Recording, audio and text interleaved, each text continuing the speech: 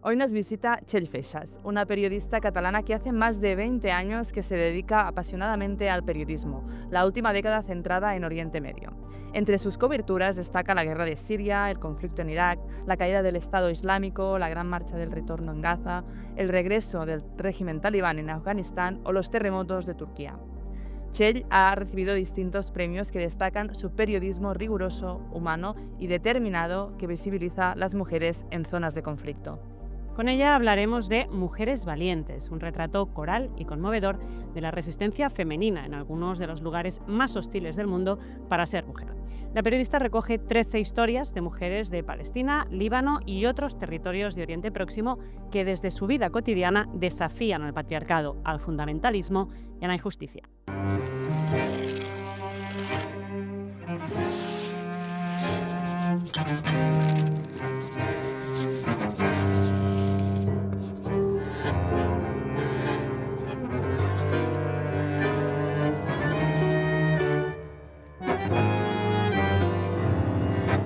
Bienvenida, Txell, a nuestra casa de puño y letra. Para conocerte un poquito, queríamos empezar preguntando un poco, pues, ¿cuándo nace ese interés, ¿no? Para conocer, sobre todo a las mujeres que residen en Oriente Medio y conocer un poco, pues, su problemática y su situación diaria. Pues te podría decir que era un poco innato, que mi vocación era esta desde pequeñita, pero no es para nada así. De hecho, mi interés por las mujeres de Oriente Medio nace del impacto que me generan cuando llego ahí de corresponsal 6 años para los medios públicos catalanes y me encuentro que a mí no me habían contado la mujer en esa región de esa forma, ¿no? Y básicamente porque yo había seguido en esa trayectoria hombres, ¿no? Que hablaban de hombres pensando en una audiencia de hombres, Ujú. corresponsales que yo tenía como referentes. Entonces la mujer siempre aparecía pues como bueno, o víctima, o velada, o analfabeta, o sometida. Y claro, llego ahí y me encuentro un batallón de mujeres extraordinarias que me enamoraron, me sacudieron y más allá de las guerras, de los desastres naturales, crisis humanitarias, me quedó como ellas me contaban el relato de su supervivencia, ¿no? Y ahí, sin querer, empecé a dar un giro, creo, en mi forma de hacer periodismo Mm. y de contar las historias en los libros, ¿no? ¿Te costó llegar a ellas para que te contaran sus historias? Porque son historias muy personales, con mucho dolor. ¿Cómo accedes a ellas? Siempre que acababa entrevistas, y aún me pasa con ellas en momentos difíciles, me pregunto por qué me lo cuentan, porque yo en su Mm. sitio no lo haría. O sea, encuentro en ellas una generosidad absoluta y creo que es porque, aparte de ver en mí una aliada, les hago de altavoz de una causa que creen que quizá llega a alguna parte, ¿no? Si le dan una dimensión, pero creo que también me lo cuentan por el hecho justamente de ser mujer. Y una de las grandes ventajas cuando me preguntan qué duro, ¿no? Ser mujer en Oriente Medio, periodista corresponsal, yo digo, no, todo lo contrario. O sea, es la mejor ventaja que puedes tener porque ellas te ven como una más, alguien con quien confiar y se abren de una manera con la que creo que los hombres no tendrían acceso, ¿no? Ujú. Y en toda tu trayectoria, ¿tienes en la mente algún momento especial, sea bueno o malo, especial con ellas? Bueno, muchos supongo, ¿no? Pero alguno que recuerdes. Sí, tengo, bueno, buenos y malos, todos muy, muy potentes, pero sí, creo que lo que me ha marcado más o el país que más me ha roto el corazón ha sido Afganistán, porque es otra guerra, otro tipo de guerra, ¿no? Silenciosa, sin armas, pero que mata muchas mujeres, un apartheid de género, casi un genocidio al que no hacemos caso y miramos para otro lado. Y me acuerdo que cubrimos un terremoto que hubo muy fuerte y había grandes fosas comunes en los pueblos porque en los cementerios no cabían Ujú. las personas y nos dimos cuenta que estaban enterrando mayoritariamente a mujeres y niños, madres y sus pequeños, y no entendíamos por qué. Y era porque los talibanes, como obligan a encerrarse en sus casas a este colectivo, pues esas casas se convirtieron en ataúdes en ese momento, ¿no? O sea que la política de apartheid, al final, en un momento ah, tan crítico como un terremoto, acababa matando a las personas que los talibanes querían justamente muertas, ¿no? Me imagino que es, bueno, durísimo. No sé si has visto alguna evolución un poco positiva o hay un poco de luz en estos años desde que empezaste hasta ahora? ¿Has visto un poco de cambio? O... Sí, sí, sí la hay. Yo, de hecho, intento ser siempre optimista, pero en este caso no porque quiera, sino creo que esta revolución que la hay del feminismo en Oriente Medio existe, lo que pasa que es muy lenta, ¿no? Hacen 3 pasos para adelante y 2 para atrás, Ujú, porque cuando hay o una guerra, o una pandemia, o una crisis social, política o económica, a las primeras a las que tiran para atrás y vuelven a encerrar o intentar el machismo, el patriarcado en sus casas, es a las mujeres. Con lo cual, hay países como en el Líbano, donde yo presencié una manifestación que fue histórica, ¿no? En Beirut, con mujeres de 18 confesiones saliendo a la calle reivindicando sus derechos, y ahí pensé, "Chell, algo ha cambiado", porque llevaban pancartas tan provocadoras como Clitoris United, mientras los hombres escupían a esas mujeres desde los balcones, y ahí pensé, está cambiando algo, pero ¿qué pasó? Pues hubo la pandemia, la explosión en el puerto, crisis en todos los sentidos en este país, en Líbano, y todo volvió para atrás. Lo importante también es que pese a que no veamos a veces revoluciones, manifestaciones públicas en las calles en estos países, Líbano, pero también sobre todo Irán, Afganistán, no se manifiestan en las calles porque las matan para hacerlo en muchos casos. Entonces tenemos que entender que aunque no lo veamos, esas luchas son clandestinas, por ejemplo, en los sótanos de las casas en Afganistán, con escuelas clandestinas, o en Irán, pues dentro de las casas tejiendo complicidades de resistencia para cuando llegue el momento estar preparadas. O sea que a veces estas luchas no se dan en el marco mental que ujú, tenemos desde aquí en Occidente, ¿no? ujú. ¿Crees que la narrativa occidental está aún como muy sesgada de lo que realmente está pasando en Oriente Medio a la hora de explicar las historias desde Occidente? ¿Crees que aún no nos llegan las historias que pasan allí de forma más sincera, directa? En tu caso, sí, porque eres periodista, has estado allí, pero ¿crees que lo que llega aquí es real o está como muy maquillado? Bueno, yo creo que hay todos los casos, ¿no? Sí que es verdad que cuando todos los que escribimos de un país que no es el nuestro, Ujú, siempre tienes miedo de una apropiación del relato, de una cultura, una sociedad que no te pertenece, ¿no? Entonces siempre te sale un punto el síndrome del impostor. En este mm, sentido, a mí me da un poco más de calma, que es un sitio donde he vivido 6 años y sigo ahí como casi mi hogar, mi casa, pero es verdad que no hay mejor manera de que te llegue la realidad de un país que a través de la gente local de esa región. Pero como esto es imposible, pues tenemos que intentar confiar en periodistas, en escritores que intentan traernos en nuestra casa, quizá en un marco mental que nos pueda ser más cómplice o más ujú, próximo esa realidad, ¿no? ujú. ¿Qué consejo le darías a una mujer, sobre todo joven, que quiera a seguir un poco pues, tus pasos? Es decir, ir a ese tipo de países con esa situación y tratar esos temas tan delicados, ¿no? ¿Qué consejo le darías? De corazón, que no se rindiese, que si es su pasión, lo luche, que se caerá muchas veces, que se levante. Yo creo mucho, porque en mi caso mi trabajo es mi vida y mi vida es mi trabajo. O sea, al final la Txell periodista es la misma que la Txell persona. Esto también hace que tengas que renunciar a muchas cosas, pero lo haces a gusto porque te sale. Pero esto lo diría de corazón, de cabeza, sé muy bien el nivel de precarización que sufre nuestro oficio. Esto no se puede esconder, creo que es la máxima presión en un momento que el periodismo se tiene que hacer con mayúsculas en este mundo loco en que no hay nadie al volante con tanto discurso del odio, tanta fake news.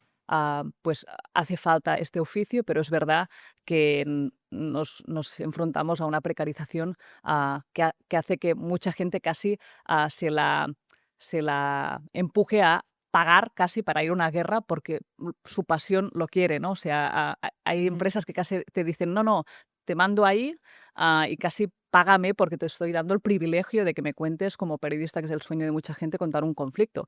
Yo en Gaza tuve que prestar un ujú, chaleco y un casco hace años a un compañero freelance para que se acercara a una valla donde estaban matando niños.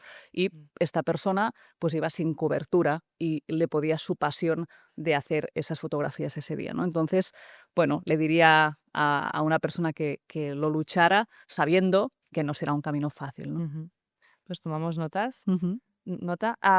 Y ya por terminar, te hemos pedido que nos traigas un objeto especial para ti. ujú. ¿Qué nos has traído? Y cuéntanos un poco por qué es tan especial para Chel.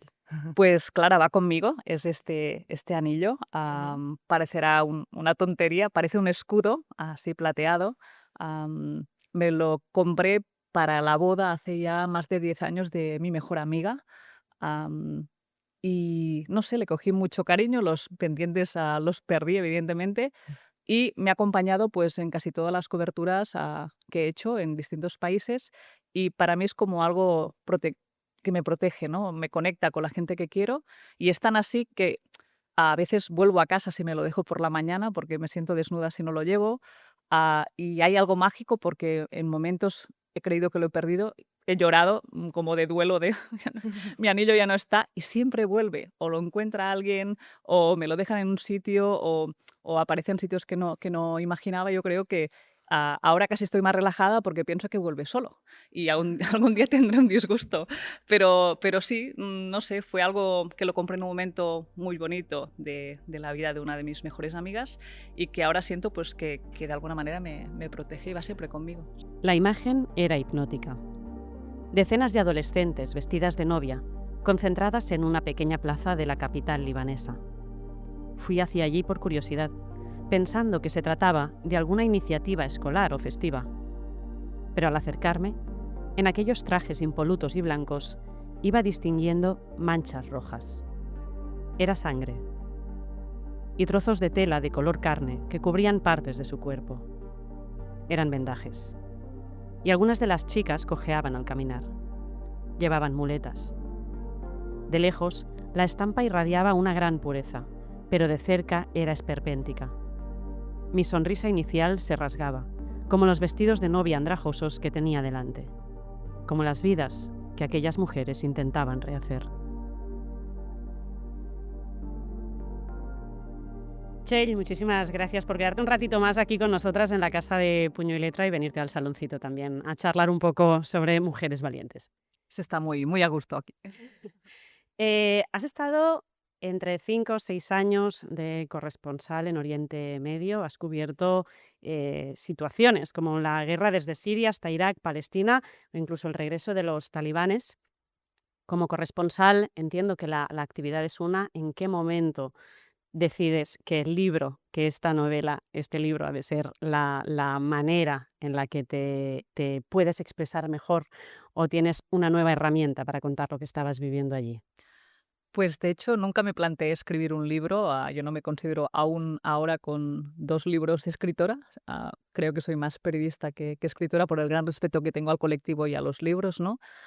Pero la editorial, pues un día me llamó Ara Libras, diciendo: "Queremos un libro porque nos gusta tu mirada, como cuentas Oriente Medio, a través de la televisión y la radio". Yo les dije que no, pero luego hice un viaje en Gaza y a la vuelta volvieron a insistir, es que por favor queremos que escribas de la región y bueno, yo dije, hay mucha gente que sabe hacer eso y estoy recién llegada, no puedo hacer un análisis geopolítico, creo que no estoy preparada. Y me dijeron, no, no, es que escribe de lo que tú quieras.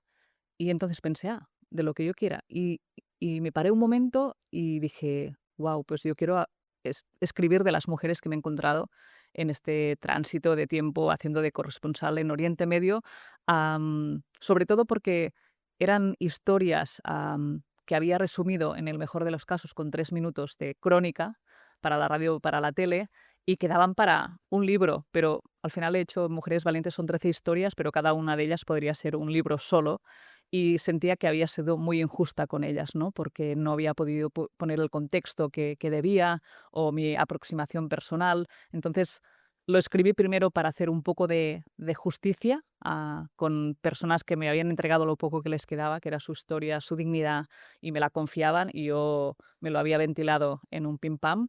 Y luego también, sin darme cuenta, fue muy terapéutico para mí, ¿no? Porque, bueno, siempre arrastras un sentimiento como de culpa de quedarte con las historias dramáticas de la gente, aunque las cuentes con toda la dignidad y respeto. Y, y aquí, pues eso se curó un poquito y también me di cuenta que pese a pensaba que no había heridas en mí de este recorrido en Oriente Medio, las sabía porque lloré mucho más escribiendo Mujeres Valientes que sobre el terreno cubriendo a estas mujeres, ¿no? Entonces, sin saberlo, me habían regalado también una parte de terapia de curar cositas de mi trabajo allí, ¿no? Menudo regalo poder escribirlo, pero también menuda responsabilidad, ¿no? Sí, mucha, porque aunque no tengas vínculos con ellas, la mayoría, pues no sé si están vivas o muertas, y es duro decirlo. Justamente ahora, hace pocos días, pues me llevé una muy buena noticia porque una de las protagonistas está en la Franja de Gaza, estaba, y era una ingeniera de cajitas solares de energía. Cuando yo fui, pues esas cajitas, que eran muy económicas, salvaban a muchas casas de Gaza de tener luz unas horitas y poder conservar alimentos en una nevera, que no tuvieran que sobrevivir con velas que a veces causaban incendios. Y Maj Masharawi rompía el monopolio de generadores formado por un grupo, un clan de hombres machistas y patriarcales, y por eso a Maj Masharawi la amenazaban, como cuento en el libro, de muerte, porque era una mujer pues desafiando a un sistema de hombres patriarcal que se forraba con la pobreza de la gente de Gaza, ¿no? Entonces ahora, por ejemplo, pues con Gaza asolado, destruido, pensé que Maj Masharawi pues quizá no estaría porque le mandaba mensajes y no entraban en su móvil, ¿no? Y hace unos pocos días descubrí pues que está en Qatar, que está diseñando unos sistemas para cuando se pueda entrar en la franja, pues ayudar a que los niños superen el síndrome postraumático, ¿no? Entonces, lo que te decía, pese a que no tengo contacto, la responsabilidad de contar con dignidad, sin victimizar, sin que la gente cuando lo lea piensa, pobrecitas mujeres, otra vez, no revictimizando, para mí era determinante, ¿no? O sea, tienes que contar bien estas mujeres porque ya han pasado por revictimizaciones constantes, y yo quiero intentar contarlas desde otro prisma, ¿no? Y esta era la idea. En ese sentido es totalmente cierto que dentro de las historias hay algunas que sí que transmiten unos personajes, unos perfiles de los cuales te apiadas más y otros que los ves como una auténtica resistencia, ¿no? Supongo que a lo largo de estos 5 o 6 años debes haber conocido muchísimas mujeres, muchísimas historias.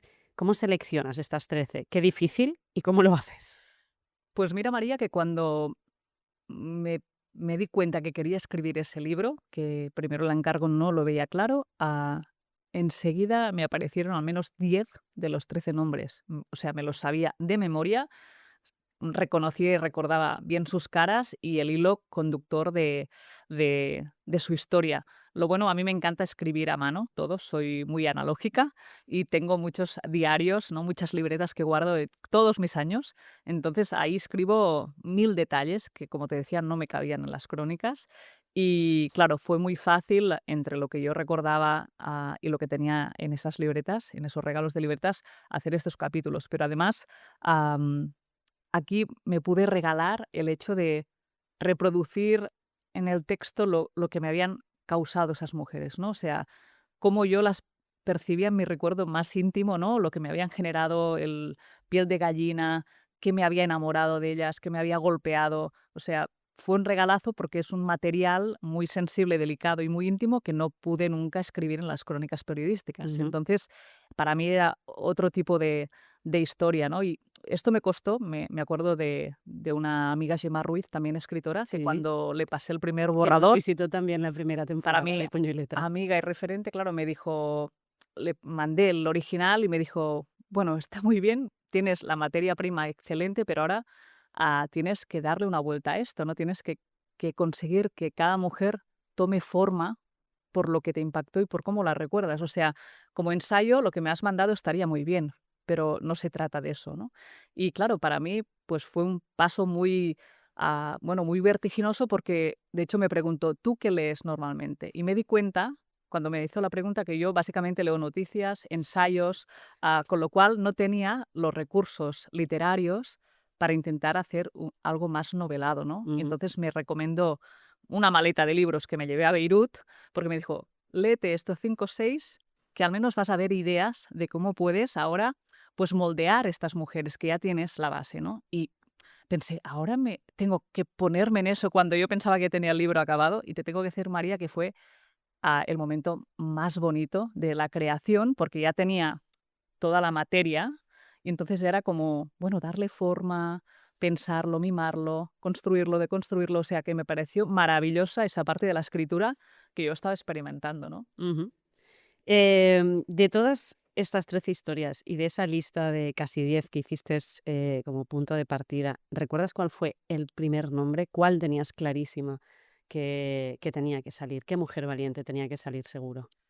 Pues la primera, por el impacto que me, que me dio, fue Hiyam, que Ujú. era una víctima de Estado Islámico, una chica que con 16 años pues los yihadistas la secuestran, la venden distintas veces, la violan reiteradamente, la embarazan y cuando ella logra escapar de este grupo extremista, pues está embarazada de uno de sus captores y en su propia comunidad yazidí le dicen: a ti te aceptamos, pero a tu bebé no, porque es hijo de Estado Islámico y se ve obligada a dejar a su niña en el califato, a abandonar a su niñita, ¿no? Y entonces, bueno, además de acusada de pasarse a Estado Islámico, los suyos la rechazan, ¿no?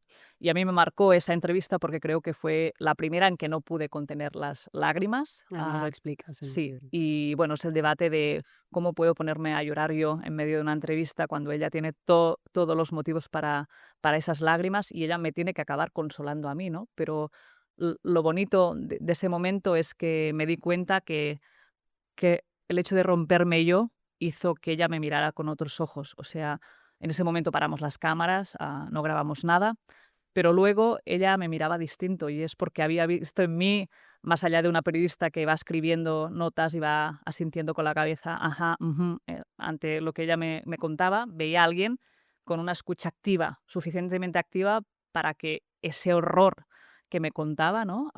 Me traspasara y me La rompiera. empatía al final, ¿no? Claro, y bueno, ahí me di cuenta que quizá también me habían enseñado a que no se podía llorar nunca porque era lo correcto y que yo pues no quería seguir esa corrección. Eso no quiere decir que tengas que ir llorando por las esquinas en cada entrevista porque no, eso no procede, pero que en estos entornos hay historias que si no te conmueven, pues deja el periodismo porque si eso no te toca, no podrás escribirlo tampoco, ¿no?